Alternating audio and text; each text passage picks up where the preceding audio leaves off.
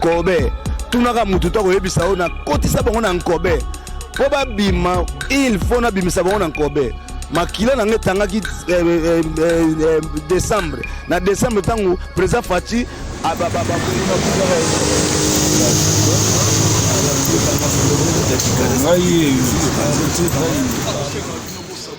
massivement Global TV. Global TV. Il y a trésor, trésor quoi? Global TV depuis Moscou. Yo yebiga mboka Kim Jong Azala. Na Kremlin, on a bêti c'était Global TV depuis Kremlin, tout et tout, Tozala pour na Russie. Avant Cristiano.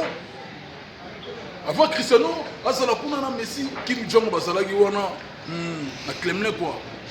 Abonnez-vous massivement à site qui toque Global TV et le ban nango.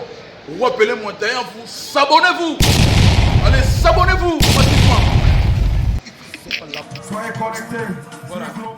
Voilà, bonjour, bonsoir, mesdames et messieurs, très chers.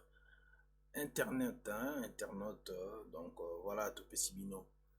Vraiment, merci, na nyonso tout oyo. Vous continuez toujours comme ça là, dans Global Télévision Moscou, donc et puis là-bas où nous sommes s'abonner à la chaîne de Bissoté, vous continuez toujours qu'on s'abonne massivement à des besoins vraiment analyse bien, information bien, un détourera toujours communiquer et bien donc tout se mettre depuis la ville de Moscou, donc dans la capitale de la Russie, donc voilà où Abino Zali Bongo Trésor Kachina, donc Molobeli Nabino et la voix de Moscou, donc voilà les autres solo là. Vasco Mabiala. Donc Vasco Mabiala. Pourquoi Bakangi Vasco? Et puis cause nini il y a arrestation naie beaucoup Congo vraiment awa na émission na biso ya lelo. Donc voilà, avant au côté vraiment ma solo na biso ça d'abord un grand merci comme ça. Nabato bazo continue toujours à soutenir biso wana na moni Patrick Echimi Yanzambe, donc Topesio.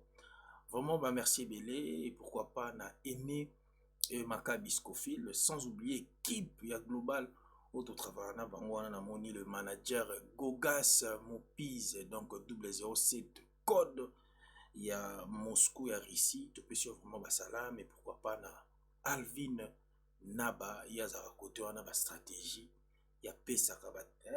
Tout ça la boya mutu moko ya ba concept et to pesi vraiment beauté puis ba doyen bato bazala wana pour na pesa ba inspiration to moni ji de baba mbata mbuta et to moni pe Gino Kuimba donc to pesi bino vraiment ba big salam à vous donc comme vous le savez ndeto sarabino toujours global les entreprises global les a ngam côté tous en équipe ton équipe mais c'est dans le temps vraiment faut na temps vraiment mingi bateau tozalaka vraiment na bango Vasco Mabiala tolali tolamuki tomoni Vasco Mabiala ozare pourquoi toyesaka bino eloko moko ya important inkoloba te ke kote ozalaki soki olongwe okomi kofinga kote owutaki tomona onka epa bakongole Vasco abandon travailler na Ferrigola. Vasco azaki CG ya Ferrigola. Lelo je pense que bazolo ba mingi pour na Vasco. Vasco biso to yebi Vasco abandon na Ferrigola. Kala ya kosakanati. Elo onine sala ki ke Vasco alongwa pemenya Ferrigola. Batu fo baluka ba yeba. Il y a eu beaucoup de versions où Yemoko Vasco Aloba Ameka ko relater dans les réseaux sociaux. Mais biso par rapport selon l'information biso toza nango to yebi ke Vasco Mabiala eloko salaki ke balongolo e pembeni ya Ferrigola c'était par rapport ya makambo etali katuka bianza. Genre il paraîtrait que ndeko na biso ezaki na bambongo mso no kote ya babanke mosusu Ferrigola azalaki subul na yango e ayaki kotimbelaki ya autant des années mbongo wana ekota Donc, babilo moi bon moto, quand vraiment en détail, parce que tout ça vraiment, n'a détail vraiment, il y a kiloté pour na yango. Mais loko les élo moi c'est les cas qui ont zongi si batuka moi si ma ba comprendre que loko on a ni sala ki ke Vasco alonga pembeni ya artiste Ferregola. Et de komona kolongwa ya Vasco akomi koleka na ba télé pona ko clasher Ferregola. Et ça qui bato belé pe passi parce que bato ba yebi Vasco na Ferregola ya lelote. Et bato belé pe dérange ki bango. Et aujourd'hui, tout le monde Vasco Mabiala aux arrêts. Je pense que bato belé bazolinga ba yeba pourquoi bakangisi Vasco. Tout ça na ba information te ya mutu oyo akangisi Vasco. Mais to yebi sabino lo moko c'est important côté ba fanatique ya Ferregola. To lo to yebi sabino boye ba ke ba fanatique ya Ferregola baza trop actif lelo. Hein bande konanga. Donc eloko un susu bato bakomona un susu eza Ferregola nem takangisi. Et cause à la paix Ferregola tenem takangisi parce que na koyeba Ferregola.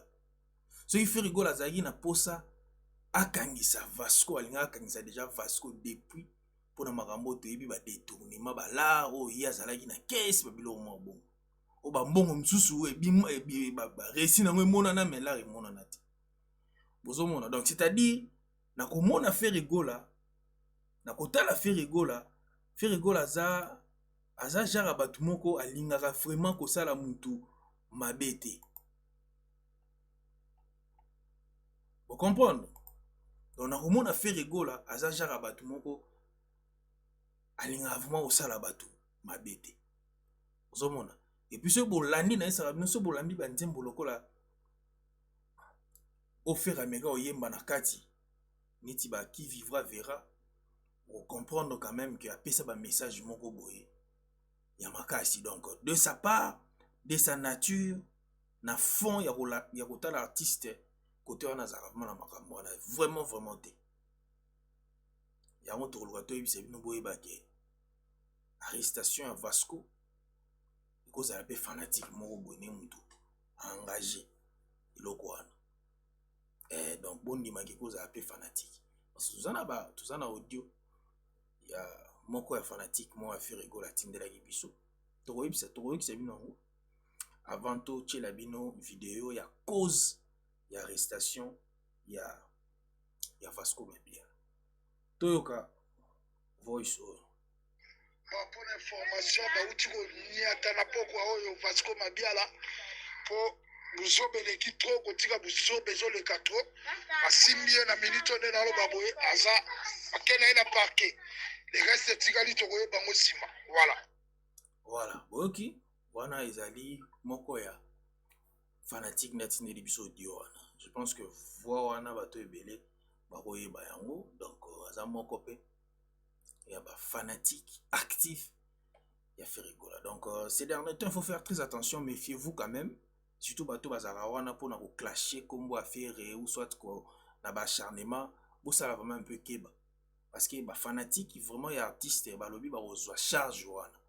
Ba fanatique balobi bango moko ba ozwa charge ya bato yo bazo acharné artiste na bango. Ya wana omoni l'autre ici bino kaka bo sala moi keba. Donc bo sala vraiment moi keba. Surtout bande ko na biso tout sala na bango sala moko bato ba oboyebi wana. O ba ya mingi moko lo ba n'importe quoi par rapport à artiste. Donc biso o tolingi yango te. Bolia mbongo bien, ou sali mission au calme au clasher mutu moko te, ou sali analyse na yo, ya bien, ba ba kotala batali. Ke oye ou sali analyse moko pour clouer mutu moko pour sanjola mutu moko te. Sala analyse ya artiste na yo et vous appelez le moko bien. Si il faut critiquer, côté critique mutu ta boya critique. Critique et d'arraper ba artiste na biso. Donc ya ngwana eloko oyo to akolo mais to tala siko cause ya vidéo oyo.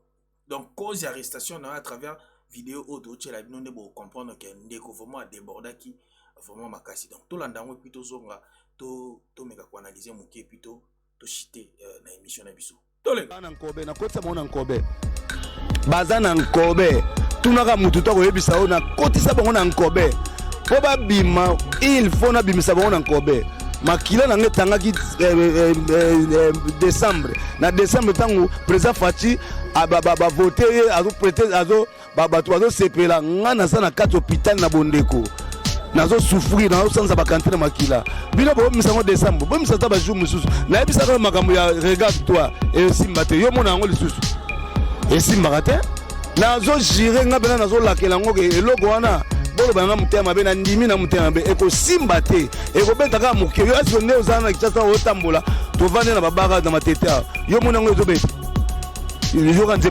ya de king ya fali ezobeta oko yo eloko mal chance ko simba te et puis na prophétiser tozo kota de janvier ba monsieur belé sou bazo longwa na kutana déjà na bango tala mutema mabe ya okese na patron na soka obandi net nga koma na succès parce que mabela na bina na clip na zama makambo koma na succès ko sakana te so amoni ko koma na succès allez abengani yo fali ko lo akolo problème soko tali ko sali comparaison nde tozaki tali organisation na biso la organisation a fallu poupa so tali bedi badiata bana bakara danger bazo vivre bien mais pas na biso tant tozaki kuna to ressentir comme tembe tala déjà na moto to kutana yo momoni tala ndenge to tokana libandi mafuta makolo en tout cas artiste mboka somble ta déjà na ta karo ata moto et sali yo mamboke sabat. Voilà, merci. Cobain, c'est quoi Cobain? On se pose des questions, c'est quoi Cobain? Avec quoi ça va on Cobain? Ah, de la chuda. Hein? Donc de quoi lobby à quoi ça va on a Cobain? Boy, c'est biso bato bolanda biso Cobain wana ezali nini? Voilà. Vidéo bocho mona wana, eza vidéo yo e kangisi nde on a biso. Bon, biso don a biso ba juge toyeba ndenge baopose baquestion nde toyeba suite wana lokwa tokoti yango toyela bino mpe suite abimaki asalaki nini afutaki combien nde toyeba mais naluka tosala totya mwa réflexion mo mokie boyokanga bien Vasco alongo epa fait rigola bato bayebi ke rival ya fait rigola na mambo ya musique si Fally Ipupa parce que tomonaki Trésor Kongolo alongwaki epa ya Fally Ipupa akenda epa JBT akendaki epa ya Wera te mais akendaki epa ya fait rigola po comprendre nga bien et tomonaki ba propos oyo Trésor abandaki kotenir par rapport à côté autaki. Tokangi parenthèse wana. Vasco Mabiala longwe epa fait rigola tie libanda. Ba licencié ye. Tolobata bongo. Et toye komona akomi koleka na ba réseaux sociaux ya ko clasher côté Aouti. Bolandanga bien. Akomi ko clasher fait rigola. Akomi kumisa Fally Ipupa. Abi akomi Vasco Ipups. Je pense que biso tout au na réseaux sociaux to ebi nyonso tozo Obama na réseaux sociaux. Est-ce que toi tu penses que Fally wana ndaza wana makambu oyo sali kote Outi tant fallait ozoyo tant osimba pete pa Fally n'est-ce pas que okosalaka ndenge osalaki pa wera epa faire rigola te bande onanga ete abino boluka mbongo na voix normale. Je pense que na meki ko expliquer loko moko boye ba comprendre ngo pété quand neto esaka bino na analyse na biso za ba libre penser tozanga te ko esa bino ngo mettre fois donc na fongolika moi réflexion na mukie po bande ko na biso otimba ingolo baka te ke côté Outi et puis ko utango uti osali autant des années. C'est important que il faut finir auto uti pour bato clan moko boye pour ba yamba yo et puis bato na clan na ba yamba pe yo mais bato clan na pe faut bosala très attention à mutu wana parce que ça bato moko boye baza trop dangereux na société parce que tant oye pe pa na yo yeba ango soko solisi pe mabe akobima lisusu kota oluka ko poata lisusu koto zalaki donc botimba bandeko na ngai bandeko na ngai ba musicien bandeko na ngai bino bona ba groupe botimba eloko wana bozongo bochona mitu na bino. Donc c'est très important, il faut penser sur ça. Et puis pour nous aussi ça dans le vélo mot important. Et ça a été que ozaki na global au longo global aucun na chaîne mususu okomi ko finga global parce que aucun na chaîne mususu te. Mais il on a fallu tant à longo na quartier latin atika la finga ko fiolo milete. Donc bref bande on a surtout ba ko longa na ba orchestre boya ko clasher ba côté bo outil en tout cas bande on nga et futa na bino binote et futa binote. Voilà le retourner tout le bagage ya ngwana pour moni cause ya arrestation ya Vasco ningi ya mo lobi akotsa ba na Kobe akotsa faire rigola na Kobe. Donc aloba qui vraiment belé na émission wana on toujours à partir pour biso to kana mo parti mo ata 1 minute pour ba comprendre quand même elo ni to solo là. Donc allez-y comprendre pourquoi arrestation est salami. Mais et l'autre gato loba arrestation wana tout ça na ba élément tezo là que c'est faire ni mutu à kangisi. Il y en a ici bino ces derniers temps ba fanatique à faire rigola baza wana vraiment ba garder du temps. On va savoir na olobeli artiste na ba na ndinga mabe. Et ba on peut balander lui ba chiba moyen na bango. Et yangwana to yebisa bandeko na biso nyonso to busala boulot na bino bien. Donc voilà, au biso to kokaki komeka mo osembola na moment o yangwana. Donc voilà. Merci beaucoup na batu nyonso to bazwa ki temps na bango ya Orlando biso e bande tisuka. Na lela bino fort, ba mama na lo banana ta lo wa Thierry Lando. Na lo batalo wa David Ntsala. Ba mama na lela bino fort. Donc voilà, merci. On se retrouve prochainement. Ciao. Alors c'est dans la bino bo s'abonner massivement na Global TV. Global TV. Yaya moko trésor très quoi. Global TV depuis Moscou. Yoye biga mboka Kim Jong azala na Kremlin quoi on appelle c'était Global TV depuis Kremlin tout et tout tozala kuna na Russie avant Cristiano azala kuna na Messi Kim Jong bazala ki wana na Kremlin quoi. Abonnez-vous massivement à site Kitoko Global TV et le banango rappelez-moi vous s'abonnez-vous. Allez, s'abonnez-vous.